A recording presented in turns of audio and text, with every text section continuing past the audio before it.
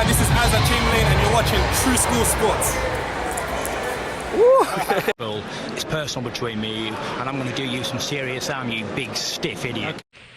The untouchable True School Sports Empire proudly presents something the boxing game's been missing. Hey, what's going on? It's your boy BC, and I came here to talk some boxing with the thousands of True School Sports subscribers. Now, I just got back in to my house from a long week in LA, and then I had to take care of some other things as well. So it's been a long, strenuous 4 or 5 days for your boy BT, but I'm happy to be back home. And I came home, right, and I have this this package right here. I have this package, so I wanted to open this package up and see what it is and kind of just react to it for you guys, because I have a feeling that I know what it is, and I've been waiting for this mail for a long time. So yeah, let's open it and see what it's about. All right, so here we go. So the package was sent all the way from, I don't know if you guys can see it, but it was sent all the way from the United Kingdom. So shout out to all the fine folks in the UK. You guys know that I have a lot of love for my UK viewers and my UK subscribers. You know, they're a big part of what goes on here on True School Sports. I mean, I got love for all my subscribers, but the UK ones, the UK fans are some of the best fans in boxing, so much respect to them. But let's see what's in here. So let's open the package up. I have an idea. I know what it is. Let me see. Yes, sir. Yes, sir. Yes, sir. So what we got here, people, it's so this is I recently bought 2 issues of and shout out to the fine folks at Boxing News. You know, Boxing News, one of the best publications in boxing, one of the really the only publications in boxing left. I bought this issue right here because I love this fight so much. This fight right here that took place, you guys know I talked about it a lot recently, between it was Chris Billam-Smith and Isaac Chamberlain. You guys know that Isaac Chamberlain is so I like this fight so much between Isaac Chamberlain and Chris Billam-Smith that I literally want to have it on my wall. And I'm gonna tell you why this. I'm gonna tell you why this magazine. Why I literally went out to buy this magazine, and show these guys both their just due on my wall. Why buy this random fight from the UK and why not go buy a magazine of a lesser known fight or a more well known fight with bigger names? And there's good reason for that. Because first and foremost, well, first of all, Isaac Chamberlain is like one of my best friends in boxing, so I wasn't going to pass up the opportunity to have a magazine cover of Isaac on the wall in a fight that I really enjoyed. I mean, Isaac Chamberlain is a guy that, you know, he hasn't been able to really get the fights to develop as a fighter, to get rounds against other top quality opponents around his weight. So he actually kind of came in unprepared for this fight, and despite all that, I thought he performed very well. He hurt Chris Billam-Smith twice in the fight. Once before he had the broken orbital bone that he suffered in the 3rd round, when he hurt Billam-Smith in the 2nd round, and then once when he had the broken orbital bone. He boxed from the 3rd round to the 12th with a broken orbital bone. Had Chris Billam-Smith hurt in the 12th round, damn near flipped the fight on its head altogether. And even though he fell short and lost the fight, which is, you know, we can fall short, we can lose in life.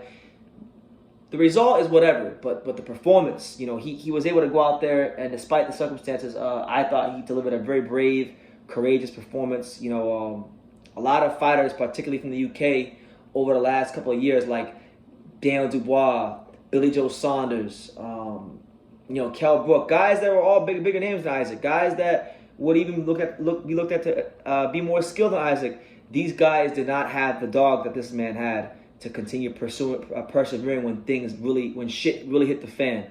And that, to me, that's not only the mark of a great fighter, it's the mark of a great man. You know, can you, when shit hits the fan in your life and things aren't going your way, and you get, you know, I guess in life, a broken eye socket, you have a broken eye socket type of a moment, you know, when your wife divorces you, when you go bankrupt, when you lose your money, when you go $30,000 in debt, when a family member gets murdered, can you bounce back and show the fortitude to keep going forward no matter how hard things get? And I feel like Isaac in this fight was very symbolic of like overcoming those types of trials and tribulations in life, but in the boxing ring, you know what I'm saying? So much respect to him.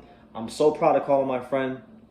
And Isaac Chamberlain will always have a special place in my heart. So respect to him. That's why he's going on the wall as well. But also, I got to give it to Chris Billam-Smith, the real CBS. You know, this is a guy that, you know, I'm very familiar with. he's a guy that I'm not gonna lie, I underestimated him. I thought, he was better than I thought. Because he's not great at anything, but he's good at everything. He's a very well balanced fighter, and he could be the next in a long line of British cruiserweight champions. So, not just for him, not just for Isaac, not just for Chris, they're both good. But I really like this fight for what it represents at the time in boxing we're in. We spend so much time in boxing talking about like what's not happening. Spence Crawford, Tank and Ryan, all these fights that are big that aren't happening. But me, see, I'm more of a well-balanced guy. I like to focus on what is happening, what is positive, what can we celebrate in boxing that is good, righteous, and just. And I feel like this fight represented everything right with boxing. Two guys, evenly matched, putting it all on the line to really just push their careers forward. And they really gave it all they had. They really gave every last fiber of their being in this fight. Both these guys are, like Isaac had a son recently, a beautiful son. Chris Billam-Smith has a kid as well. They're both new fathers as well, so they're both fighting for their families to push on forward. They both had a lot of things to fight for as far as personal ambitions, as far as family wise, and I really don't think, like, I know in boxing results wise there's winners and losers, but I truly feel this was one of the many fights that I've watched, not just this year, but over the course of boxing, covering boxing here. This is one of the fights where I really feel like there really was no losers, and this is also a fight where I feel like when you talk about the great British cruiserweight fights in history, and there's been a lot of them, because the cruiserweight division is a division that British fighters normally tend to do well in. This is one of the classic fights. I feel like it was. So yeah, it's going on my wall, because I just love this fight, and I've watched it a couple of times since, and I really enjoyed it. And much respect to both men. I'm a fan of both. I'm friends with one of them. So yeah, I couldn't pass this up. So yeah, shout out to both men. And let's go hang it on the wall.